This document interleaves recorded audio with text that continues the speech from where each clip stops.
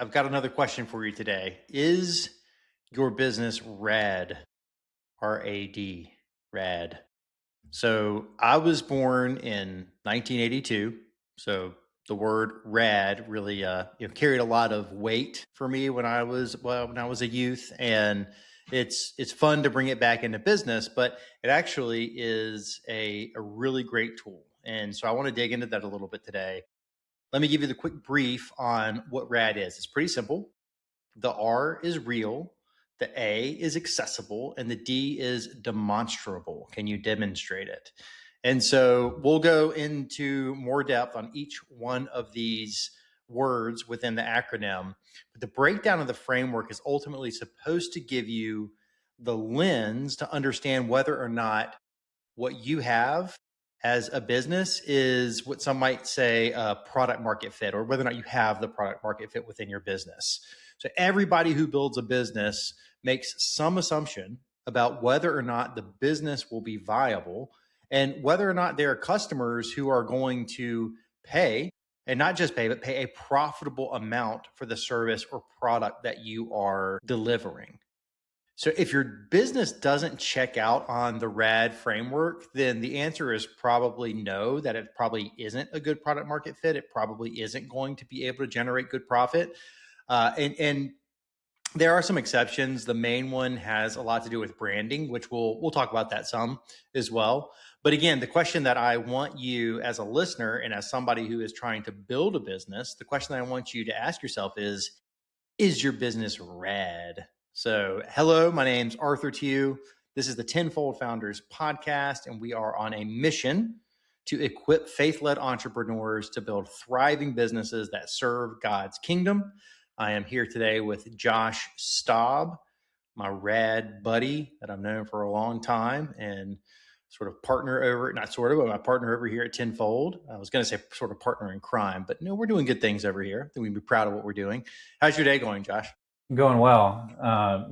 Looking forward to some rad conversation. So it always brings back memories of, and I was looking at a reel the other day, because I don't know if you've seen these AI ones, but they go back in time, like it was 1997 Christmas, and like all the Yes. rad toys on the shelf.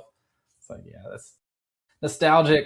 It's, I think we live in such an interesting time. Every individual, as they grow up and they hit a certain age, the sort of nostalgic, the nostalgia from their youth really starts to hit them, and they start to desire reliving all these things. There's this point in our lives where we stop listening to new music, we stop getting interested in new things. Yeah. The trends become The old dog. Yeah, exactly. But anyway, so maybe that's where the desire to use the term rad comes from. But like I said, it actually is meaningful. It does carry some weight. I think it's really similar. If you've ever heard of the desirability, feasibility, viability, IDEO framework, this is that design thinking framework. Or if you've ever heard of, like I said before, product market fit, which originally came from Mark Andreessen and the YC Combinator, or Y Combinator rather. They're quite similar to this. I prefer ours, probably because I'm biased towards our own ideas, but I also just think it's a clearer way to benchmark. It's more complete than the product market fit, and it's, as far as desirability, feasibility, viability. Well, DIFIV is really hard to remember, so RAD's better. Anyway, so I want to kind of jump right into this. And where I want to start is to talk about the individual components of the RAD framework. So the real piece. Are you solving a real problem that people actually feel? Do people actually feel it, peace, intentionally? Because there are a lot of problems that people have, but they don't know it. They don't necessarily connect with it. And so the best businesses start with a problem that people know that they have. They know and are aware of it, and they feel the pain associated with it.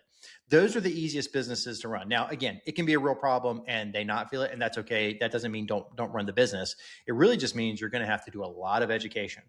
You're going to have to teach them. And so, Josh, from a marketing perspective, that has tremendous implications on how Yeah, you go out and get customers. absolutely. Real. I mean, the big thing, like, immediately comes to mind, like service businesses where somebody has to pick up the phone because a pipe is burst, or Mm. the grass is too high, or the electricity is out. That is a very real problem in the I think most easy to understand sense. I'm sure we've all had ideas too. I definitely have had ideas where, like, hey man, this wouldn't it be cool if like X, Y, and Z, and then but really when you start thinking about the idea, like one ridiculous. My uncle used to do these too, but he called me up in college one day, and I was like, "Hey, what's up? I like Hey, the I'm start looking of at my this ceiling story. fan. Yeah, I'm looking at my ceiling fan, and wouldn't it be cool if you could turn the knob on the middle, and then the things would come down so that you could dust them?" I was like, "But yeah, like why don't you just grab a ladder and take just as much time? You're going to be up there anyway to turn this thing so that things come down." I was like, "That's not So quite a problem." such a good example. There's so many great videos out there. These I forget there's one. It's this young lady who posts these videos. I think maybe on Instagram and some of the other channels where she's like inventing all of these cool little machines, like a teeth brusher, and they do all these and they're really poorly executed. And I guess maybe those are better examples for the demonstrable piece, which we'll get to in a minute. But I love the idea of again, or I love calling out the fact that a lot of times we envision problems and we're so Yeah, confident that there's this big problem that people feel and that they're suffering from, but in reality it either they don't know it and it's too hard to teach them that they have this problem, or they just don't really have the problem. And so I don't know, Josh, do you remember Quibi, the company? yeah. I had to look that up. Yeah, yeah. But yeah, very Well, interesting concept. it is, and I could, and it's one of those concepts too that I think might be revisited at some point and actually work. Yeah, But for the time, it didn't. And so for those of you, which is probably most of us, I had to brush up on it too. Quibi, but it's such a good example. Quibi was this company that came out, I believe it was 2020 is when it launched. They went out and raised almost $2 billion right billion up front. with a What's B. that? Billion with a B. Yeah, billion with a B, $2 billion to essentially create this short form content platform. And the idea was that, hey, look, people who are commuting, who are sitting on a train, who are waiting in a doctor's office or doing whatever, they need entertainment for those moments. So they need short form, high quality entertainment for those moments.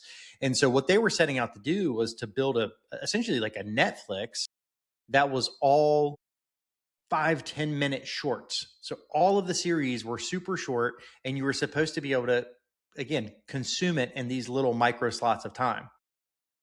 Well, nobody cares about being able to see a 10-minute television show. They'd much rather see their favorite 30-minute or hour long. And in fact, it's funny if you think about television and the direction that it has gone. If you go back to the 80s, 90s, when we were kids, everything was 26 minutes long roughly. It was a 30-minute slot with commercials in between, so 24 to 26-minute long episodes. They've only actually gotten longer.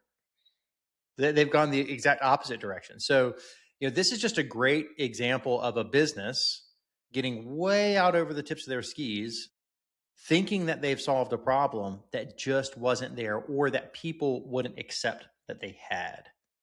Yeah, And this is just an excellent idea of just the hubris, I think is probably the right word, of these Hollywood like big shots to say, oh, these people who are already on their phones in the doctor's office looking at 50 Instagram reels in that same amount of time are just going to love the dopamine hit that we're going to try to give them that they're already getting. We're just, I mean, the fact that they didn't see that this need was already served by these quick dopamine hits of social media, and that their audience that they're going after was trained, like that problem that they thought existed did not exist. I mean, it's wild. that's right. And if I had to guess, they probably did all sorts of in-depth customer research, Yeah, focus groups, and things like that. for $2 They billion probably dollars, biased that's their fast. audience a lot, though. Yeah, what's that? For $2 billion, you'd Yeah, hope so. um, well, there's probably some rich founders who probably don't really care all that much that it didn't do well. But my guess is that they got the confirmation that that it was a problem from an audience. But they probably were inherently teaching them the problem and biasing them as they were getting the confirmation. And if you're going to have to do that for your entire customer base, just know that's hard. That's Expensive. expensive. Mhm. So we've kind of gone down a little bit in more detail than I thought we would around having a problem that has to be taught, although that is a very real thing. Most businesses are solving problems that are real and that exist and are competing in a market that is a little bit more commoditized, right? You know that people need lawn care. You know that people need great attorneys. You know that people need accountants. These are proven services that have been around for a while. And when you're in a commodity type market like that, you have to ask yourself, is what is the differentiator that you have that's going to make it work? And so sometimes the problem isn't the service itself, but it's the cost of the service, right? It's the experience in getting the service, right? So there could be a very, very talented accounting firm in your town, but everyone there is a jerk and it's no fun to work with them, right? They're rude and they talk down to you. And so the problem in your local market, the real problem is that people don't have an accountant that they trust and enjoy working with. So, and again, depending on what the brand is, if it's clothing, if it's lawn care, whatever it happens to be, there's tons of commodity markets out there, and you find that problem within the larger solution, and that's where you end up with brands that really do well. Yeah, So, oh, almost go ahead, getting Josh. into the lines of a niche here. I was reading an article this morning too, just about I think it was on Forbes, but like a side hustle that somebody started, I don't know, 28 years ago. And I love those headlines. And you're like, oh, cool, let's see what it was. And I started reading, and it was a handyman business. I was like, what? Yeah, Like, what? And they sold it to Ace, but they had their niche in the market, or their. I mean, people, of course, need those services, and of course, there's people out there to service around that area. I think it was in the Denver area too that they hmm started.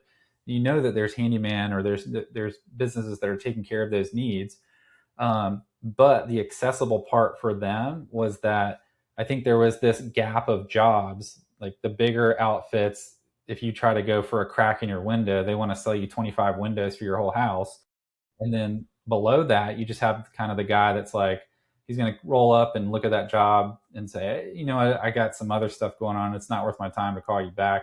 But they were Johnny on the spot with callbacks. They were Johnny on the spot with coming to help these people with the smaller problems. And then they were able to franchise that in 2001. And then eventually in like 2018, 2019, they sold it to Ace. And now both the husband and I think their husband and wife both work for Ace, building out their like handyman or local handyman division and franchises there. So it doesn't have to be this mind blowing idea, and the accessibility part doesn't have to be a completely blue ocean. It can just be, all right, there's 6 lanes of traffic. How can I get in that single lane and kind of not necessarily pass everybody, but just I'm going to drive in my lane.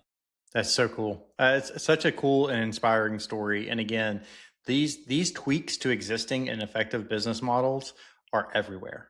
Right. You just, what is that little piece that makes it a little bit better? What's the slightly better mousetrap that you can come up with that makes the problem, or that solves the existing, it's almost, secondary problem within that particular market. So you're bringing up accessibility. So that's the A piece, right? So as we jump from, is it real? The next is accessibility. Do you have access to the customer? This is crucial, and I think that people miss this all the time, and they don't just miss that they might not have access. They can accept that, okay, I don't have a network of maybe I don't have a network of 1,000 small business owners that need marketing services, but what they really miss is that it's going to be very expensive. Like the path to getting them, they know that they don't have them, but the path to getting them is going to be really, really challenging.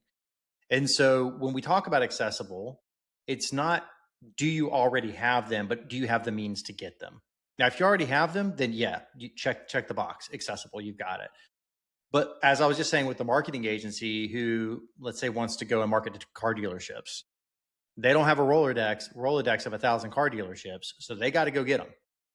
Now, you can do that in a lot of different ways. You can build accessibility through different channels. One is the influencer channel. So if you are building an influencer persona online where you have access to people, it doesn't matter if you're selling a product or not. If they trust you and they will allow you to sort of sway their opinion or push them to make a purchasing decision, as long as the audience is in line with the thing that you're selling, i.e., car dealer ownerships, car dealer executives, car dealer salespeople, then boom, you've got it. You're going to be able to leverage that and sell into it.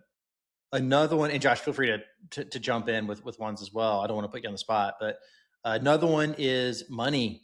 So money's the super obvious one. If you have lots of capital, then you can go spend the money on buying audiences. You can do it through and that could be traditional advertising. It could be buying lists. There's lots of different ways to leverage money in order to buy your audience. And I would say that as far as, the real piece, the accessible piece, and the demonstrable piece, the accessibility piece is where money plays the biggest part. Yeah, it's important for all of them, but yeah. Yeah, it can be a cheat code if you have the money to just brute force the advertising. So with the accessibility too, I think you brought up a good point about the trust. And I think that trust is like, it comes down to the relationship that you can build. So with accessibility, I mean, it's not just like with that the car example or the car dealership example, like that marketing agency that's advertising to car dealerships or car dealerships. It's not just enough to have that Rolodex either. Almost, it's a Rolodex with a connection, and then you can use the money to accelerate that connection. If you drive enough ads and drive enough content, you can kind of backdoor that relationship if they see your face enough, if your content is there. But that accessibility, I think when starting is a really difficult bridge to cross, but it's super important just to make sure it's there in the form of those relationships, not just like a list.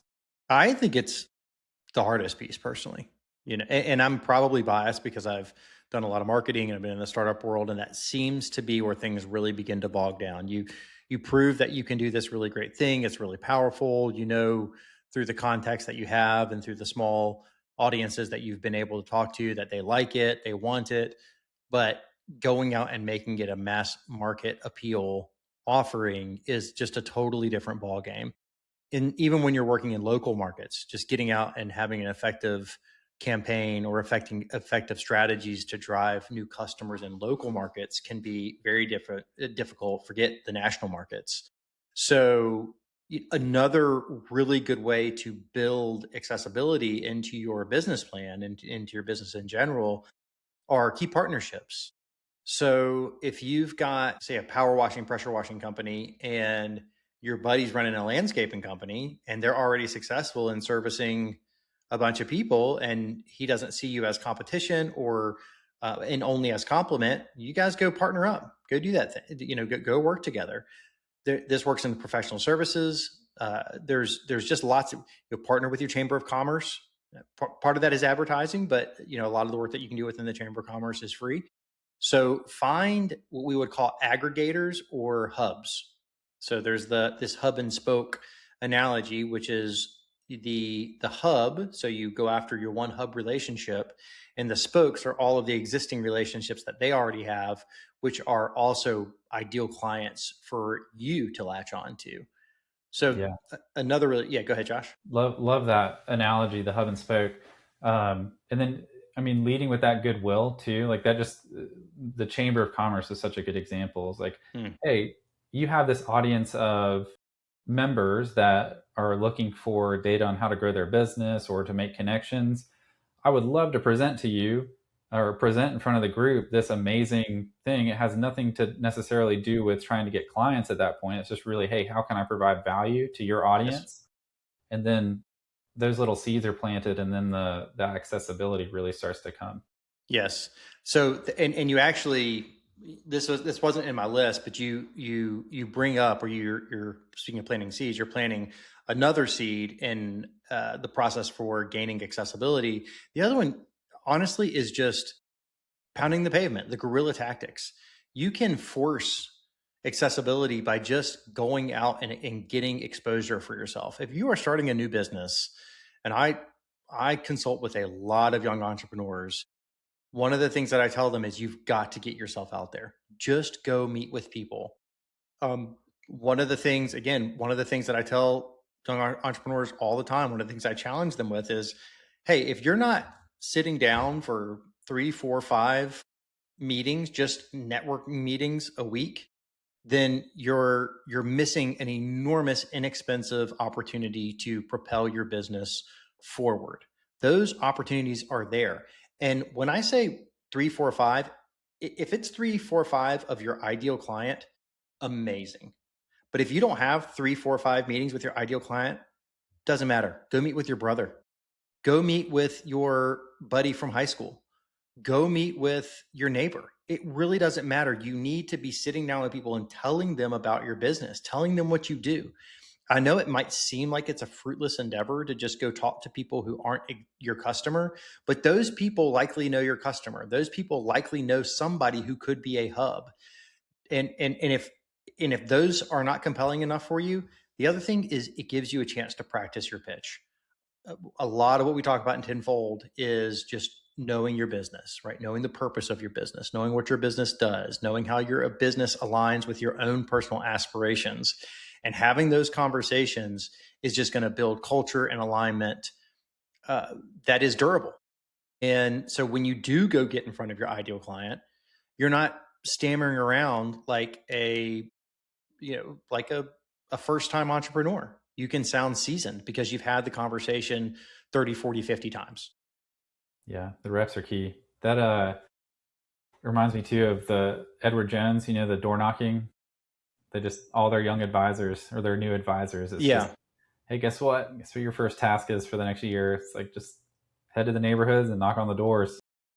We talked to a ex Edward Jones employee not that long ago, didn't we? They were going off and starting their own thing, and I think you we're talking. did. Yeah. I Yeah, never yeah. was on those calls, but yeah. Okay. Well, since I'm relatively new to podcasting, I don't know what I can and can't say, and what may or may not get me in trouble. So I'll leave that story there. Maybe that's something for in the private community. So go join Tenfold Founders if you want to hear Yeah. the Edward Jones I stories. think old Edward probably has deep pockets. I believe he does. If he's still Yeah. alive, I don't know. Let's just edit all this out. All right. So we've got real, we've got accessible, and now we've got demonstrable. So the analogy that I always give, which is a little glib, or it's not the funnest analogy in the world, but if you came and told me that you had the cure for cancer, well, you don't have to tell me that there's a problem there. Everybody knows that is one of the greatest problems facing humanity. Accessibility takes care of itself, right? If you truly have the cure, you're not going to have to go find clients. They're all going to find you. But the way they're going to do that is through demonstration. And so there's been plenty of people who think that they have this breakthrough that, I'm pretty sure Joe Biden has cured cancer a couple of times over by now, and other folks. And so I think that it's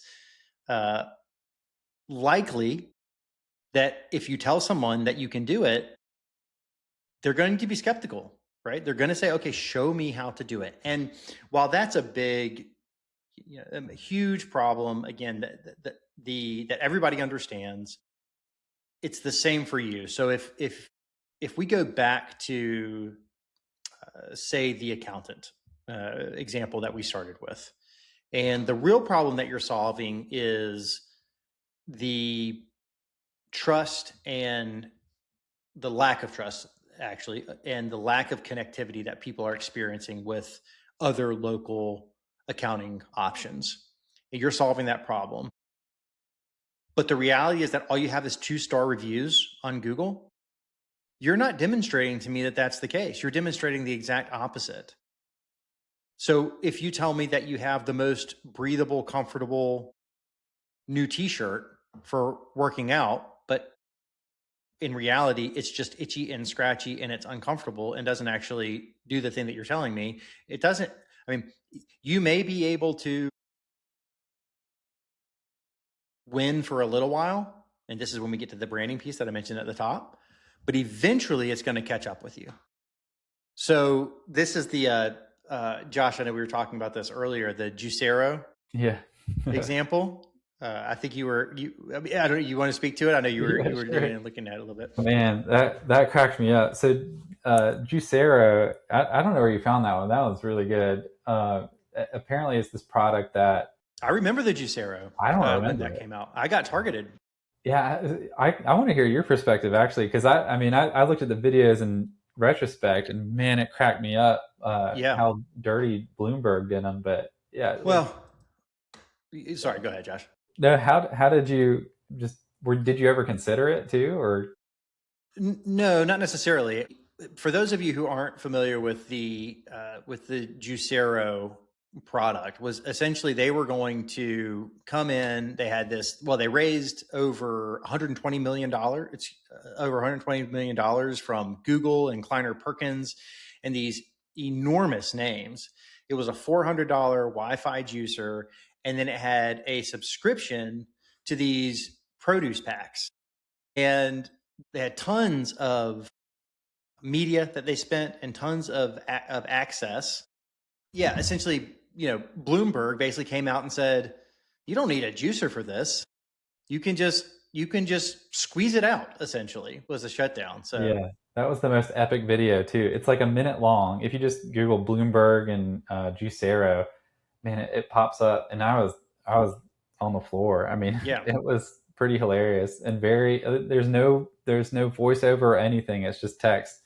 It's like, hey, is yeah, this juicer worth it?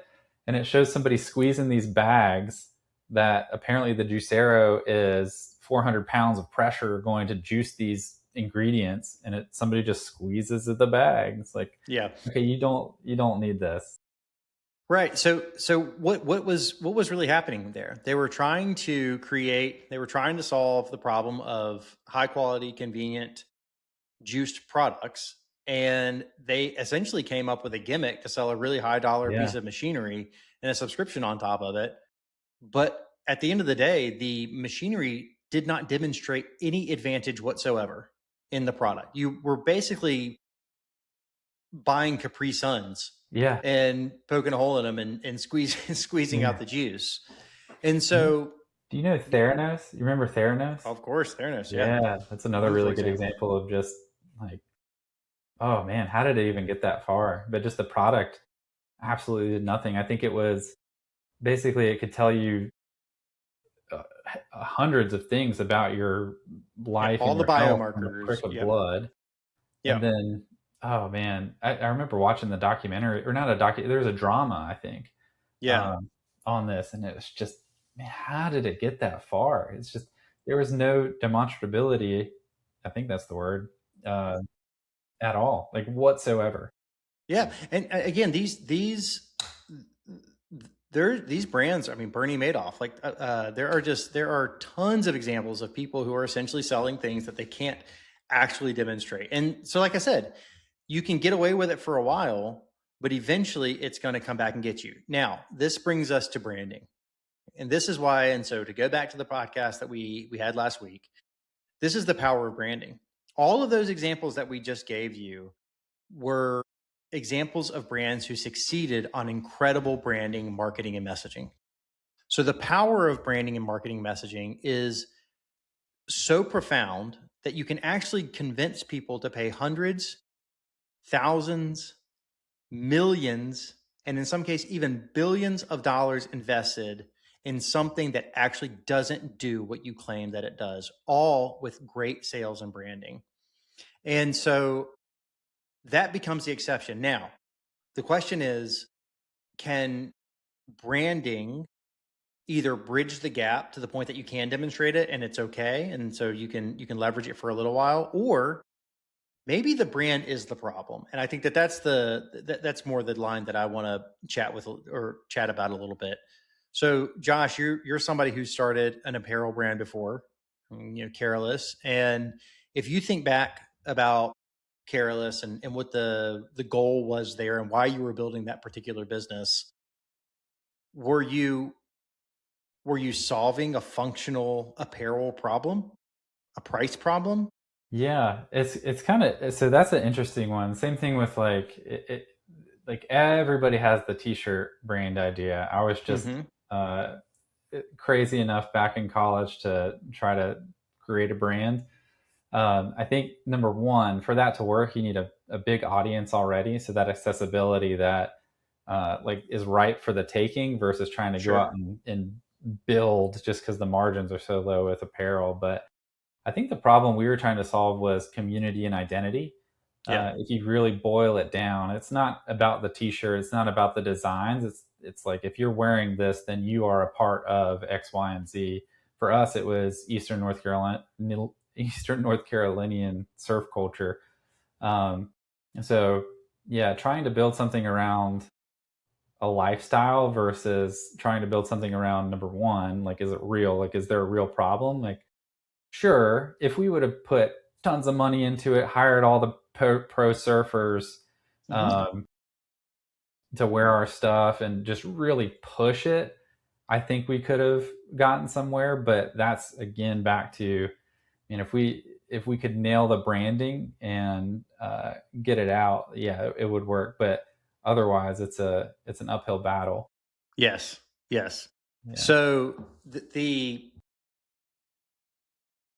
baseline still though is that you're creating the novel thing that you're doing is creating a brand that's very specific to a region and a culture yeah, that maybe is being underserved. And so what we're actually doing is the problem that we're solving is we're giving people to be expressive through a brand. And again, that is why brands are so important. People actually see brands as an extension of themselves yeah, in so many, especially with consumer product goods. It's yeah. less My so with some professional services. Yeah, Yeti, right? This is Yeti, a love signal. Yeti. Yeah, it's all a signal, right? You're showing something. Even the things that we eat and drink. And so brand is really important, and it's not a bad thing to build companies off of branding. It is a bad thing to do that and not know that you're doing that, though. Yeah, And I think that that's where people get in trouble is that they start to build an apparel brand or whatever it happens to be. The brand itself is what's going to make the difference, but they're so caught up in the feature sets and other aspects of the brand that people don't actually care about, right? They want to know that it works well. I mean, Yeti is an excellent product that solves really identifiable problems, keeping things cold for a long time. I mean, this is real. But at this point, there are a lot of cooler brands, and there are a lot of brands like Yeti that work pretty much just as good or just as well, and they cost 30% the price. And yet people still go back to Yeti. I mean, I love their product. I was just looking around to see if I had anything in here. I don't, but people love their products. I mean, they're great. I have an Ember cup here that I use, which is a cup that keeps my coffee warm. There's plenty of knockoffs to this brand, but to this product, but I like the brand, and so I buy it. Now, one thing is that the brand, and we talked about this last week, is also an extension of the customer service, the way the company is going to treat you, and those types of things. So that's a big part of it as well. If you're going to go spend a lot of money on something that is relatively, or that is solving what is a relatively commoditized problem, you want to know that everything around the solution is also going to be of really high caliber. So the packaging, the look and feel of it, the customer service, return policies, all of those good things have to be in line with that top tier brand. If again, the market for just the problem is relatively commoditized, solving the problem that is. yeah, Just I some other think, fun ones. Liquid Death, right? They yeah, sell canned water. I mean, yeah. It's uh, good though. Have you? I mean, I think no, you're yeah, I'm a actually huge the fan. person that turned me on to it. Yeah, But yeah, it's good. It's different than any of the others too. Which, I mean, you're thinking about Liquid Death. they're a really good example of starting, but then knowing the brand is going to be what carries them, and they From day one. had the best designers, the best like product. Um, I think Developers and yeah, product development. The actual can, it's going to be bigger. It's is going to be yep. different than, and they went all in, and they're a really interesting example of just nailing it, and then Yeah, just they being able to back it up with funding and push it. Because I mean, you don't expect something like that that's so commoditized to work, but it's a beautiful example of the power of that brand. I think that they're one of the I mean Yeti is another good example, of course. There are other ones, but I Yeah, think they're one of the greatest examples, at least, modern relevant examples of yeah, incredible brands. I mean, there's plenty of other, IBM rode this a lot. People, if you were working at a big firm and you had a budget to go buy computers, just go buy IBM. That's the safe choice. No one's going to give you a hard time because it says IBM yeah, on it. Liquid Death, going back to those guys. I think, and I should have brushed up on this. I believe that the story was those guys wanted to create a product that wouldn't make them look lame while they were at concerts and stuff. They didn't want to drink beer or alcohol, and so they yeah, created this product so they could still fit in and look cool. Which is, again, the brand is an extension of them. They wanted to be cool, so they wanted a brand that would identify with the rest of those around them without having to consume alcohol. It's yeah, super cool, and there's a real problem there, right? That they yeah. solved with the brand. It's really interesting. Like the whole RAD framework, the brand. I wish there maybe it's Brad. Maybe it is Brad branding, real. Oh, so because the branding piece can kind of it kind of works itself in there to raise any of the others. So I mean, I guess except demonstrable, but the accessibility piece, the real piece, it kind of elevates the real. Like, yeah, you need water, but don't go to your tap, man. Come to Yep. this really cool can that we have. But the brand is interesting too because I think a lot of our listeners are probably in the position of, hey, they didn't invent SpaceX or Right. this crazy thing that's going to change humanity. I think Uh, Elon is one of our listeners, yeah, just for the fair. record. I'm Yeah, pretty sure he's tuned in right now. Yeah. Elon. Yeah. First name basis. The E But Man. yeah, like I mean, it just gives a lot of power. It puts a lot of power back in the entrepreneur's hands because that is a thing that they can absolutely control. It's hard to control the market. It's hard to control that. It's hard to control Facebook and Instagram if you're trying to put out reels or use that for advertising. But it is easy to control the little things, like you were Yeah. talking about how your employees react to incoming customer calls, how they follow up, how the trucks look, just how you carry yourself. So it's a really good competitive. I think some of the things we're talking about too are kind of like a competitive moat. Yeah. The brand is Very a much. really beautiful door that you can, or lever that you can pull on to kind of elevate uh, the rest of those. I love it. I love it. Well, to close us out, like I said, use the RAD framework: real, accessible, demonstrable. If you're not checking the box on any of those, then you've got to address that now. You need to figure even if you're generating revenue, even if you're starting to grow, these are things that are going to at some point inhibit you from getting to the next phase. You might be riding on branding right now. You might be relying on a couple of good relationships that are driving business in through the door. But at the end of the day, that will eventually, those wells will dry up.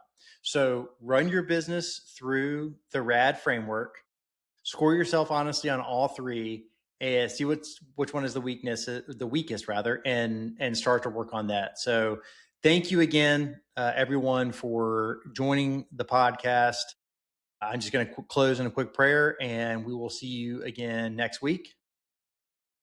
Heavenly Father, thank you so much for the opportunity to speak into this audience. We ask you again that you would just help the words that we speak to land and to be useful in all of those who hear them and in their pursuit to build great businesses that serve your kingdom in all ways.